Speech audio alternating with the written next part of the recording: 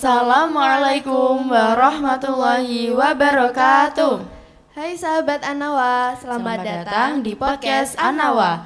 Pada episode yang kedua ini dengan saya Maulaya Bilkis Anida dan saya Dinara Naura Auni siap untuk belajar dan berbagi pengalaman. Yuk simak percakapan kami di podcast Anawa. Anawa Podcast is for you. Nah, kali ini kita sedang kedatangan tamu, yaitu Ibu Nyai Hajah Nihaya sebagai salah satu guru di SMPNU Putri Nawakatika Kudus. Assalamualaikum Bu. Waalaikumsalam warahmatullahi wabarakatuh. Apa kabar Bu hari ini? Alhamdulillah baik. Terima kasih Bu sudah menyempatkan waktu untuk datang di podcast kami. Kami sangat senang. Alhamdulillah, saya juga senang sekali. Pada episode 2 ini kami akan bahas seputar santri di era globalisasi. Menurut Bu Niha, apa yang menjadi pondasi utama dalam kehidupan para santri? Ya, sebelum kita masuk pada bahasan yang dipertanyakan, kita perlu dulu memahami santri. Santri itu banyak pakar untuk mendefinisikan, tapi saya lebih senang mengambil penjelasan dari yang disampaikan Gus Gofur, putra dari Mbah Kiai Haji Maimun Zubair. Intinya yang namanya santri itu adalah orang yang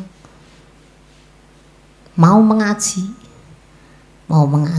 mau belajar agama. Karena dunia santri adalah dunia yang selalu intens dengan ajaran agama, maka menurut saya dengan menengok keterutusan Nabi kita itu ya fungsinya untuk tugas utama adalah untuk liutami makarimal akhlak, untuk menyempurnakan kesempurnaan akhlak itu. Maka pondasi bagi santri dalam kehidupan sehari-hari adalah akhlak yang terpuji. Di samping dengan akhlak terpuji ini diridhoi Allah, juga diridhoi, disenangi oleh sesama kita. Dengan seperti itu akan mengantarkan seseorang banyak hal yang positif. Hubungan baik, dengan hubungan baik itu akan menghasilkan daya guna dan manfaat yang luas juga. Intinya itu. Ini pondasi yang harus diperhatikan, dan pondasi utama bagi setiap santri dalam kehidupannya adalah akhlak yang mulia. Baik, berarti menurut Bu Niha pondasi yang utama bagi para santri adalah akhlak yang mulia. Iya, karena dengan akhlak mulia ini manusia atau seseorang akan mengetahui batasan-batasannya. Entah itu yang dalam wilayah hakullah, hubungannya dengan Allah, ataupun dengan hakul adami, dengan sesama manusia. Baik, lalu apa yang perlu diperhatikan santri dalam perkembangan zaman? Santri sebagai seseorang yang selalu menggeluti agama harus dengan seiring perkembangannya zaman harus berupaya sungguh-sungguh supaya tetap terjaga nilai-nilai kesatuan, tetapi juga sisi lain harus membuka pintu, mau bertransformasi, menerima perubahan, sehingga santri ini selalu berada di barisan depan untuk terus serta membangun negeri, menciptakan hal-hal yang positif yang sesuai dengan nilai-nilai kesantrian.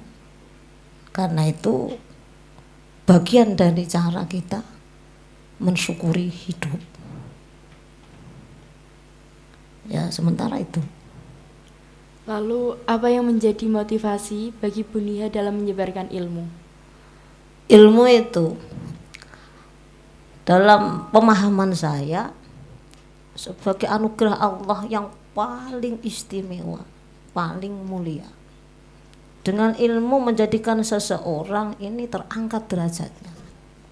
Dengan ilmu menjadikan pahala yang tidak pernah terputus. Dengan ilmu menyelamatkan banyak orang dari keterpurukan. Banyak ilmu mengantarkan seseorang pada kemuliaan. Banyak hal itu. Sehingga saya termotivasi amat sangat itu dalam ilmu. Karena bagaimanapun dengan ilmu itu saya lebih-lebih sebagai seorang perempuan, saya dengan nasihat yang disampaikan melalui ilmu, banyak orang nanti akan terselamatkan karena pemahamannya tentang ilmu. Dengan ilmu dia tahu batasan-batasan agama, mana yang boleh dilakukan, mana yang tidak boleh. Nah, ini bahkan yang kalau kita mau membaca lebih dari referensi itu, seorang penyampai ilmu niku selalu dilindungi oleh para malaikat. Bahkan ikan-ikan, binatang, semut-semut itu selalu mendoakan, memintakan ampunan. Adakah kemuliaan yang melebihi itu?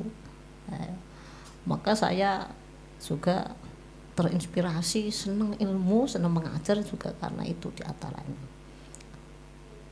Lain lagi juga termasuk itu menjalani perintah Rasulullah, karena Rasulullah bersabda, balighu anni walau ayatan, sampaikan dariku meskipun itu satu ayat. Nah, ini ilmu itu yang diajarkan oleh Nabi. Dengan ilmu itu mendapatkan banyak keberkahan, banyak kebaikan. Maka saya amat sangat bersyukur bisa ditakdirkan Allah menjadi seorang yang senang dengan ilmu, bisa belajar ilmu, dan apa yang hasil dari belajar saya ajarkan kembali untuk anak-anak didik saya.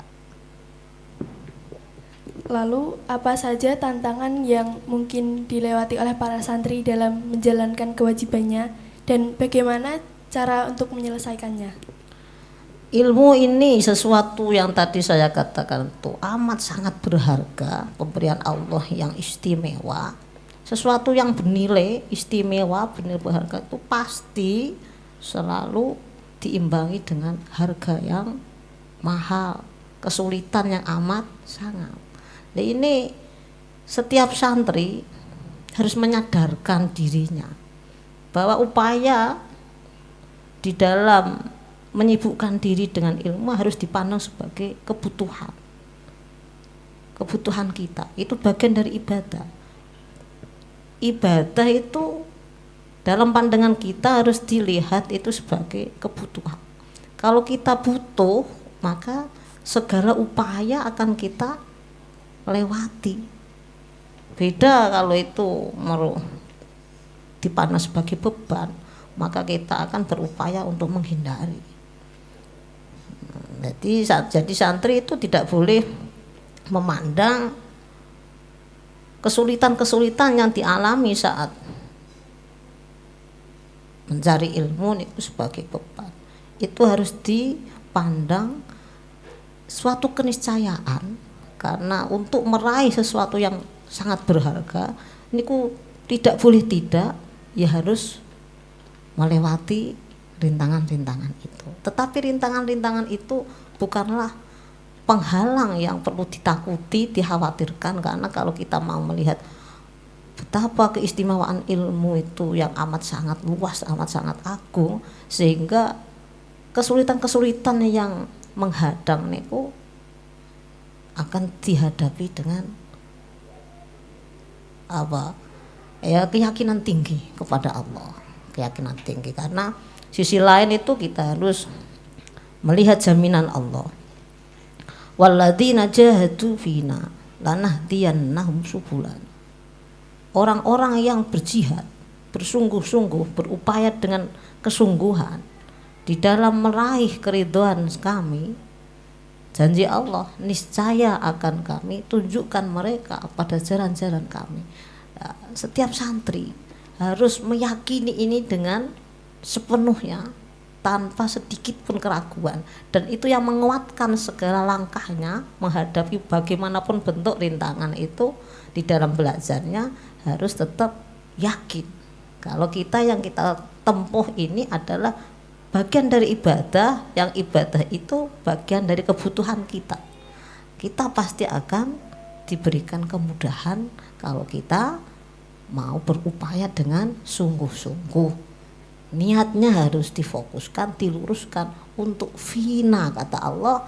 Fina itu mencari keridhaan kami, ikhlas. Segala sesuatu yang dijalani dengan ikhlas niku akan terasa ringan. Contohnya ya mudah saja, ruangan ini kotor, kalau kamu senang dengan terpanggil dengan sendirinya, kamu ingin ruangan ini nyaman untuk kamu tempati, kamu bersihin ya dengan senang hati, hasilnya maksimal.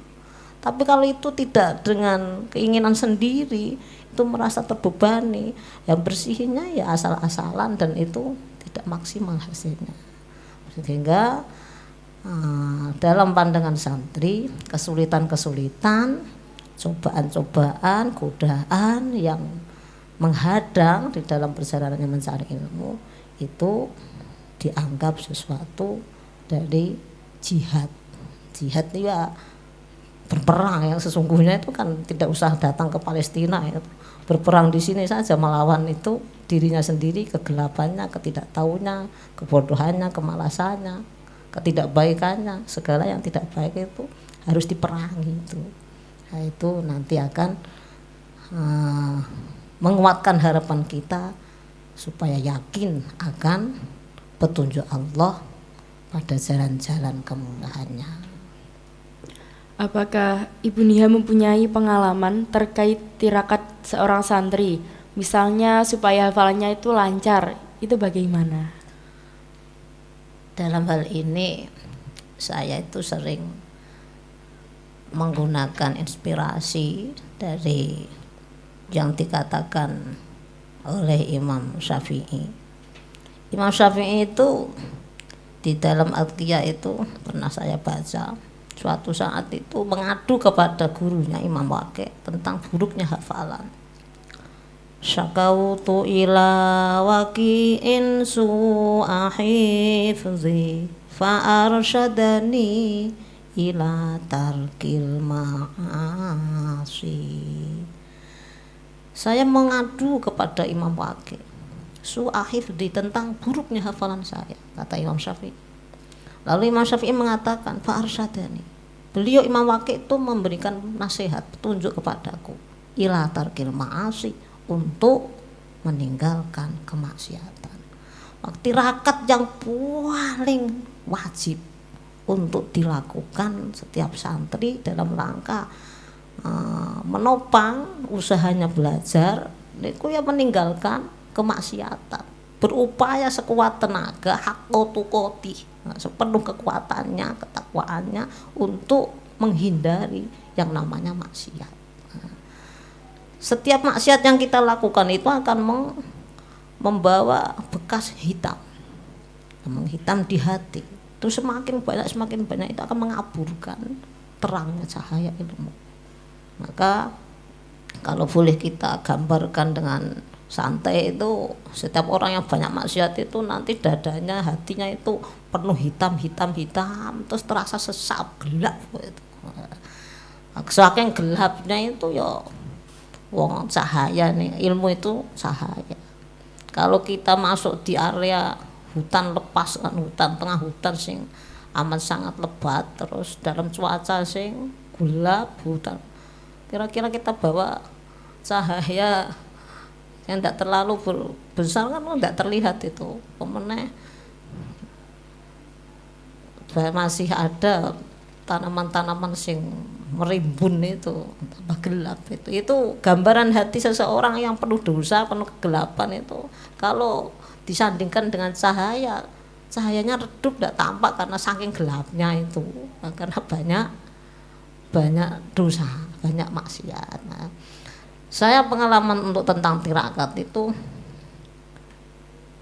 sepanjang saya belajar, terutama di pondok itu, memang dulu pesan dari bapak saya itu, kalau kamu fisikmu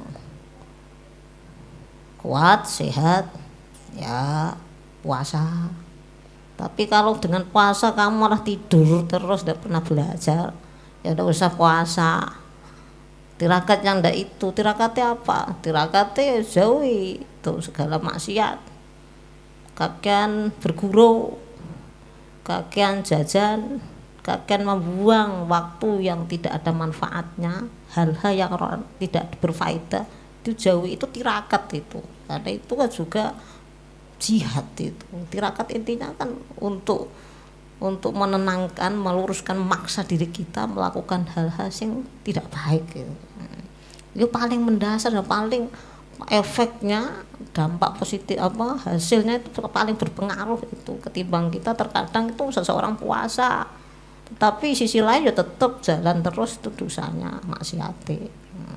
Tapi nek dia kita menekan diri untuk tidak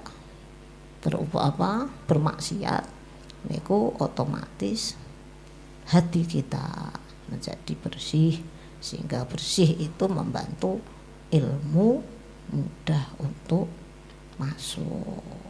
Jadi saya sepanjang sana sekarang sampai santri-santri saya, ya saya arahkan ke sana. Kalau kalian ini sehat, fit badannya, puasa sunnah bagus, asalkan tidak mengganggu kegiatan belajarnya. Tapi kalau enggak itu keganggu, kamu gara-gara puasa tidur dan terus tidak belajar, tidak usah puasa. Nah, tapi yang paling harus diperhatikan adalah meninggalkan maksiat, meninggalkan banyak bergurau, karena itu menjadikan hati keras, hal-hal yang tidak berfaedah. Butuh kita untuk refresh bersama teman secukupnya saja. Karena kita menjadi santri yang baik, apakah ada tips atau cara lain untuk menjadi santri yang lebih baik lagi? Santri yang lebih baik itu ya santri yang selalu ikhlas. Tadi sudah saya sampaikan, segala hal yang kita lakukan itu harus orientasinya ya Allah. Kalau kita semuanya Allah ikhlas, apapun akan terkerjakan dengan baik. Kata yang kita nantikan itu mensyaratkan kita ikhlas. Kalau tidak ikhlas, tidak dipandang sebagai sesuatu yang bermanfaat. Maka santri yang paling baik ya harus selalu mengelola niatnya, mengelola hatinya, supaya upayanya di dalam belajar beribadah niku selalu ikhlas. Dengan ikhlas itu akan otomatis mendorong seseorang berbuat yang semaksimal baiknya sesuai kemampuannya. Bagaimana cara seorang santri bisa menyeimbangkan antara kegiatan sekolah dan kegiatan di pondok pesantren? Ya, yang di sekolah, yang di pondok itu kewajiban semua, kewajiban dan kebutuhan kita. Maka mau tidak mau dari santri niku supaya kebutuhannya niku tercukupi, karena ilmu niku juga kebutuhan dari jiwanya dan masa depannya. Ya, harus pinter-pinter mengelola waktunya. Nah, ini juga arahan itu nasihat dari agama juga, supaya kita selalu waspada, pinter-pinter menjaga waktu, sampai Allah itu menjadikan masa waktu itu sebagai sumpah wal asri, dan demi masa. Kenapa? Saking pentingnya, saking urgensinya waktu itu. Kalau seseorang tidak bisa mengelola waktu, maka manusia itu terkategorikan sebagai seseorang yang selalu merugi. Innal insana lafi khusr. Sing tidak merugi nih ada orang-orang sing illal ladina amanu, yang beriman kepada Allah, meyakini bahwa apapun yang dilakukan, yang disibukkan itu selalu terpantau dan akan dipertanggungjawabkan kepada Allah. Maka karena keyakinan keimanannya itu, maka dia mendorongnya untuk wa'amilus sholihat, berbuat yang baik-baik. Nah, ini masa waktu itu dipandang, disadari bahwa itu modal pokoknya.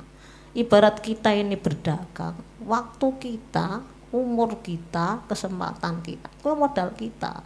Kalau nggak pinter-pinter mengelola, maka modal itu tidak akan menghasilkan keuntungan. Tahu-tahu malah habis itu modal. Nah, maka santri supaya menyeimbangkan mana tugas-tugasnya, kewajibannya, baik yang sekolah ataupun ya pondok, ya intinya pinter-pinter memanage, mengatur, mengelola waktunya. Jangan dibiarkan habis untuk hal-hal yang tidak ada kaitannya dengan kebutuhannya belajar.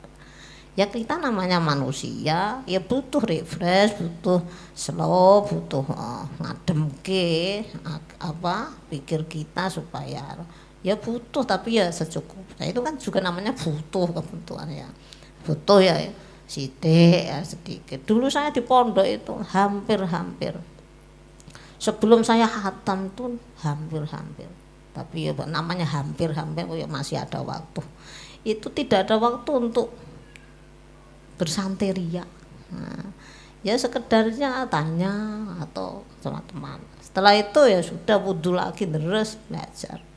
Ya mengelola waktu sendiri, memanage sendiri. Di pondok itu dulu itu yang Quran itu tidak ada kajian kitab, tidak ada.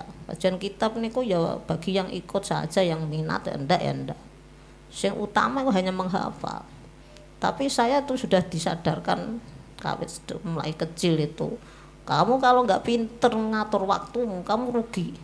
Menghabiskan banyak waktu tapi tidak banyak yang kamu hasilkan. Nah, maka saat di pondok itu ya di samping saya belajar menghafal Quran itu juga waktu-waktu saya juga gunakan untuk menghafal yang lain. Saya menghafal Alfiyah saat itu, belum pakai mudeng karepe tapi tetap saya hafalkan. Terus menghafal mufrodat, belajar fikih sendiri. Nanti saat saya sambangan itu lalu saya simakkan pada bapak saya. Itu karena dalam rangka apa?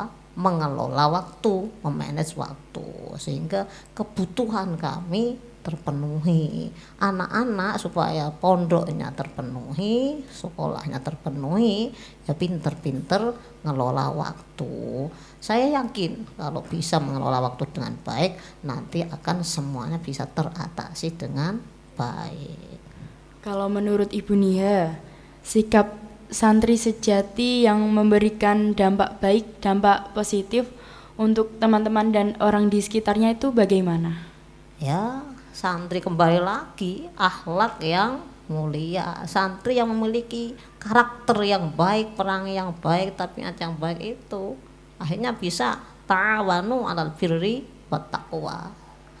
Taklim juga mengajarkan kita, fa in kana dza syarrin fajannibhu sur'ata wa in kana dza khairin faqarinhu tahtati.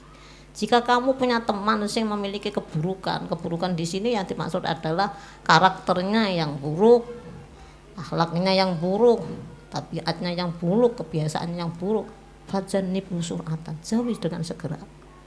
Tapi sebaliknya, kalau teman kita itu dza khairin, orang yang memiliki kebaikan, perilakunya baik, akhlaknya baik, tabiatnya baik, semuanya yang tampak itu baik, faqorin, maka temanilah dia. Dengan menemani dia itu tahtati, maka kamu akan mendapatkan petunjuk. Maka teman yang membawa dampak baik positif bagi teman yang lain, ya teman yang memiliki akhlak yang baik, sehingga dengan akhlak baik itu akan memunculkan tadi tolong menolong di dalam kebaikan dan ketakwaan. Temannya lupa ndak sholat, yuk sholat yuk. Temannya lupa mengontrol lesannya, sehingga bicara keras-keras di luar, ya mau menasihati, jangan keras-keras.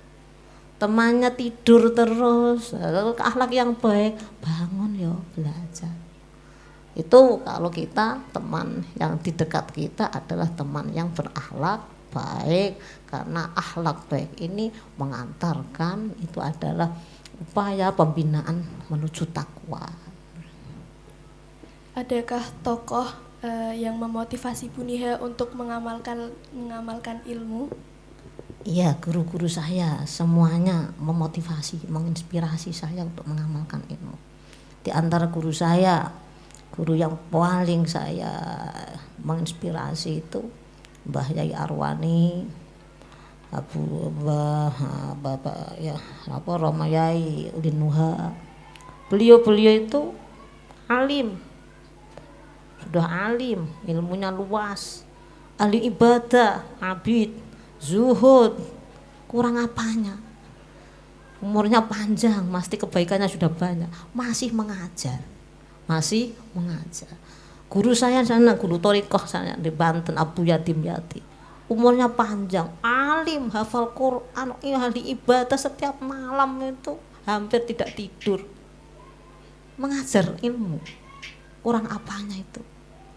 Guru saya lagi Mbah Kiai Makmun Ahmad, ini saya diajar itu dulu, beliaunya gerah, digendong sampai di kursi guru itu, padahal sudah gerah, sudah sepuh, bawa kacamata buahnya itu saat dijajali semua itu semua penglihatannya sudah kabur, sudah terganggu, tapi itu tidak menghalangi untuk tidak mengajar. Sampai tidak mampu berjalan, tidak menghalangi tidak mengajar. Padahal beliau ini alim, ahli ibadah, ahli tirakat, masih mengajar. Sampai suatu saat tidak bisa hadir ke sekolah, kami disuruh datang ke dalamnya.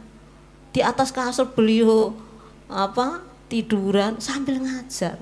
Saya itu wong alim itu semakin sepuh niku semakin bermanfaat, semakin berkah.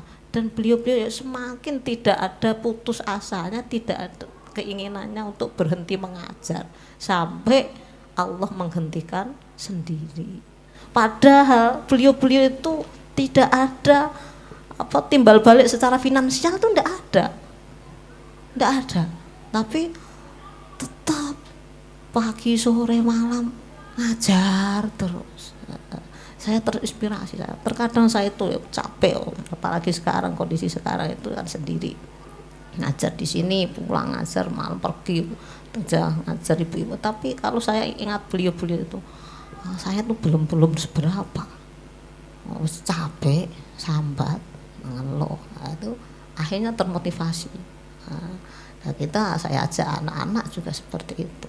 Guru-guru kita, ulama-ulama kita adalah contoh-contoh teladan-teladan baik bagi kita.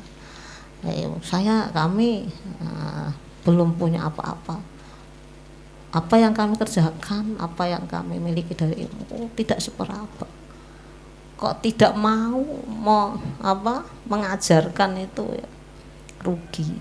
Beliau itu yang sudah banyak kebaikannya, ilmunya tabahur, masih mau mengajar. Jadi sampai itu dengan mengajar itu Allah kan akan, siapa yang mengajarkan ilmu maka dia akan belajar ilmu lalu mengajarkan, maka itu sesuatu yang amat sangat disukai oleh Gusti Allah. Nah, nanti akan diberikan ilmu-ilmu yang lain. Harapannya saya seperti itu. Dan yang paling menginspirasi saya untuk dalam hal ini ya ulama-ulama yang menjadi guru-guru saya langsung, seperti Mbah Arwani, Abu Yatim Yati, Mbah Kiai Makmun Ahmad tuh. Nah, itu teman-teman adalah pengalaman Ibu Hajah Nihaya dalam menyebarkan ilmu.